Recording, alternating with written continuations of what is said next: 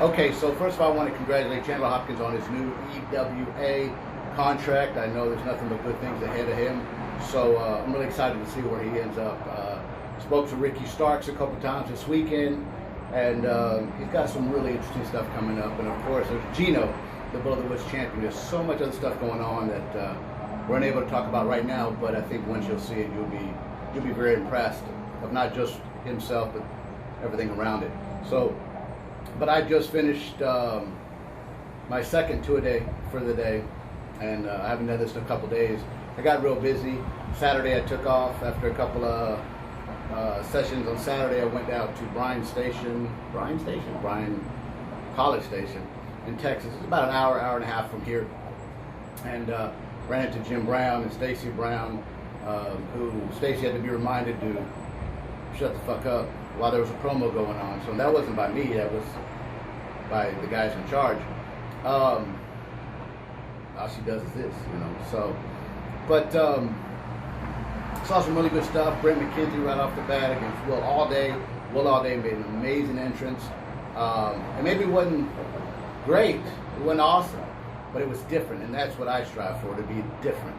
So they had their match. I couldn't see much because they had taken outside the ring, and I couldn't move around too much, but it was good to see them too.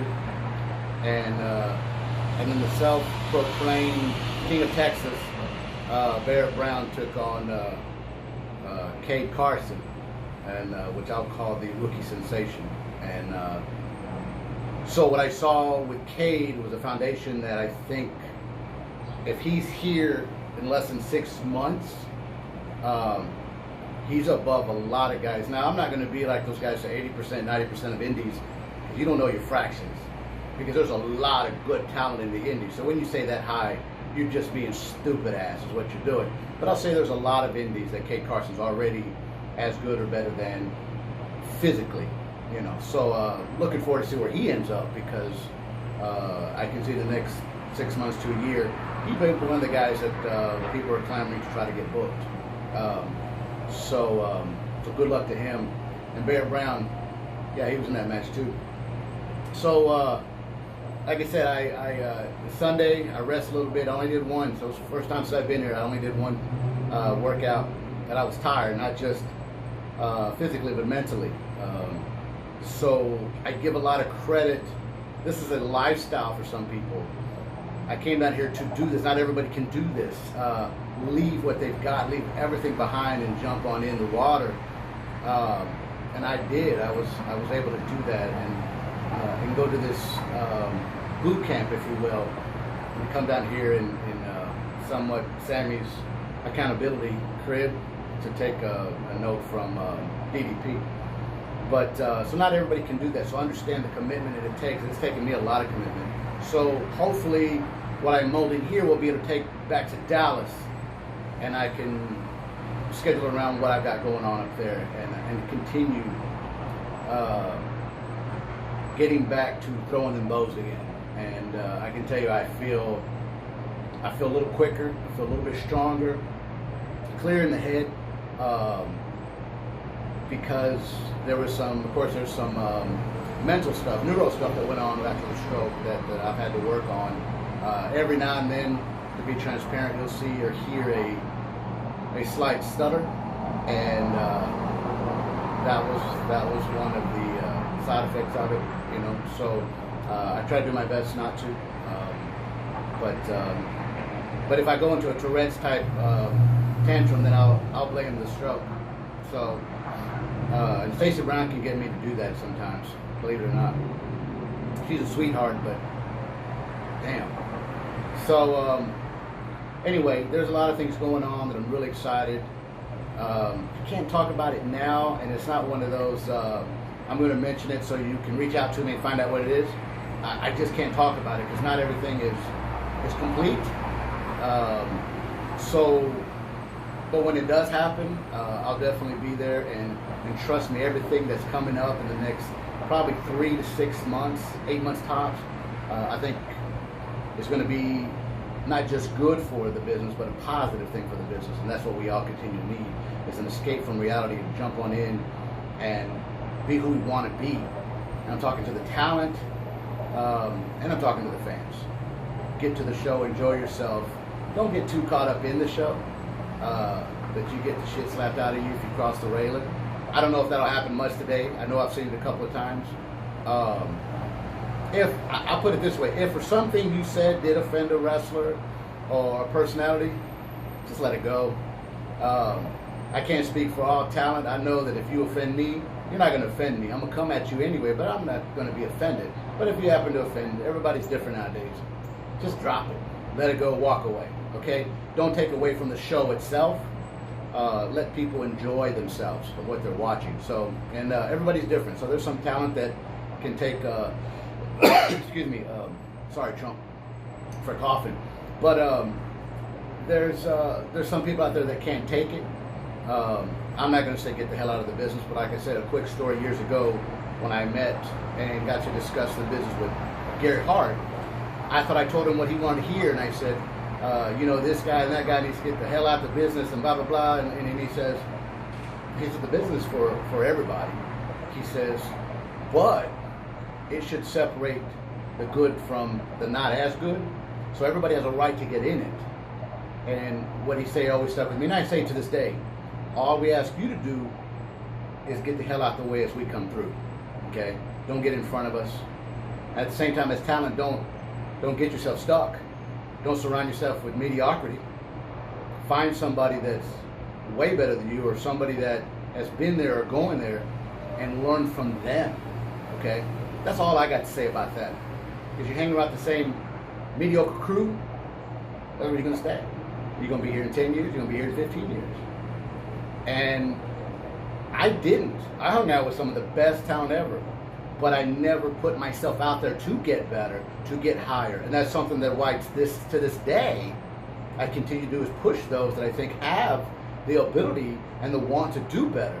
Because I regret that I didn't go out there and hustle and grind. I may have had the talent. I'll never know. I may have had the time to move on and do bigger things, but I'll never know because I never tried.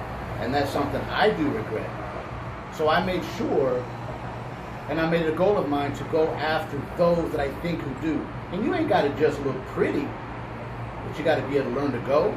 You got to be able to want to be in the business and be athletic. And when I say athletic, you don't have to look like Sammy Guevara. You don't have to look like Ricky or Gino or hell, even Chandler. You don't have to look like them guys. There's guys like Killer Cash and Brent McKenzie. 4 big guys. Those guys look like wrestlers. They look the part. Okay? And I'm not saying if you don't, you can't do it. Because there was somebody that was signed many, many years ago to FCW.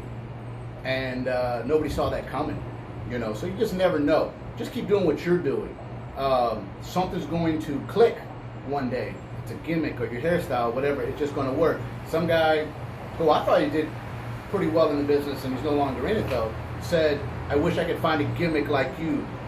You're Lance Romance. You're the original player. And I said, well, man, I was in the business probably from 98 to probably 12 years before the original player actually hit on me. Now, excuse me, Trump, but all my life, I've been the player. So it was just a matter of time.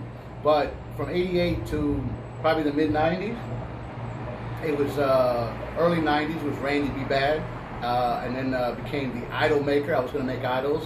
It was kind of 90-ish, cliche-ish, but it worked for me. If some of you have seen some old pictures, I had white polka dots, which was an ode to Dusty at the time with the yellow polka dots. You didn't want to wear the exact same thing, but that's who always I had in a bag was an article or a picture or something that reminded me of what someone, maybe he went from the American dream to the common man, but that's something that I'll never forget. Something that maybe the common man that looked like Dusty, and in this business you put yourself in those situations, I understand that. But someone like Dusty got over, and I tell you today, somebody once said, that's cool now, Dusty was hot, but he couldn't do it today. Let me tell you something, if there's anything that chaps my ass, it's not a disrespect to Dusty, but it is the saying that someone like Dusty would have evolved and found a way to put himself where he needed to be. You see, so that's why I say the stuff in the ring, around the ring, is just a part of it. Most of the work is behind the scenes. Most of the work is in the office. Okay? And I'm not talking about playing the being political. I'm talking about playing the game. And there's a game, it's just for the lack of a better word, because it's not a game, it's serious business, believe it or not. When it becomes to money, you know, if you do this for weekends and you just like to have fun for a couple of dollars, good for you. And I tell you, there's some damn good talent out there that don't want to do nothing but what they do every weekend. Just one show a weekend or one show a month, they're happy with that. And you know what? I'm good with that. It surprises me because I saw some guys at PCW actually that were so damn good. And I went to one day and I said, man, give me a chance and I'll make some calls. I'll do this. He says, no, I do this I do something for a living. But I'm happy. Just doing this one show a week at PCW. I'm cool with that. And I shook his hand, gave him a hug, and never fucked around with him again. You know what? And it wasn't in a bad way. I didn't want to get his way, and I didn't want him to waste. I'm glad he didn't waste my time. But again, it's been a couple of days, and there's not much. Sunday I did this. Monday I was tired. I'm gonna tell you, I continue to post it on Twitter, and I tried not to because I know if not had been for Sammy Guevara, just poking and pushing, and I don't mean again aggressively and get out of bed and ripping the blankets off and blah blah blah blah blah, screaming hard. No. This ain't that type of boot camp. But it's a motivational type camp, I guess. So, like I've said in the past, I'm not doing this to necessarily motivate you. What I'm trying to show you is when you see guys like Sammy and some of the bigger guys that are doing their vlogs and whatnot, you see where they're at right now. And you can watch Sammy all the way back to where it was. But on a physical and mental level, I'm trying to show you that somebody who drinks, smokes, and eats, and the drinking and smoking are what would you call social now. You know, I was never an alcoholic, so I love to hear the professors of the business say, "Have another drink, Lance. You're an alcoholic." You know, man, that's some serious shit to put on somebody. But let's just say I was. So to be able to make fun of somebody, whatever, you're just a piece of shit person. So if you ever been that type of person, or if you ever been like, hey, watch out for Lance, you know what? When I get back to Dallas, you need to watch out. So those are the type of things that I try to harp on right now. Is the common man. I will always be the player, inside and out. But going through what I went through these last several months, I needed some accountability, and I needed something for myself to go back and look back and see what was going on. So as much as I'm doing this for y'all, I'm actually doing it for myself too. So if I can do this, maybe you can't do 2 days, maybe you can't go to a gym, find something to do. Walk the steps. I love going to the steps at a football stadium. UTA Stadium's got a high end on the home side in Arlington, and we love doing that. Sanderson High School is something where we first started. I'm not a big fan of running in a circle. That's boring as hell to me. But running the steps here in the building, 7 flights up, 7 flights down. If I don't almost pass out during one of these sessions, I'll try to record if it's kind of boring, but just to show your legs start to burn because you're going up. Well, we have a parking garage here that's slanted all the way down. Of course, then I guess if you're going up, it's slanted up. But I take those, and that helps on your knees. You guys say that you don't have good knees. Between knees and ankles and whatnot, I definitely understand. But try something, do something, break a sweat. So that's really it for now. We got some stuff I'm going to be working on, some side projects, not just on paper, but I want to be helping out somebody else, and I think it would be cool for you guys to see that on another channel. With all that said, and I'm going to continue to probably say this as my saying, is I honestly can't work any harder than I already do. But for those that have reached out and direct messaged and texted me and even emailed me, I won't stop, you know. So I appreciate that. Look for some really cool stuff coming up with some, and with all that said, stay freaky, and we'll see you next time.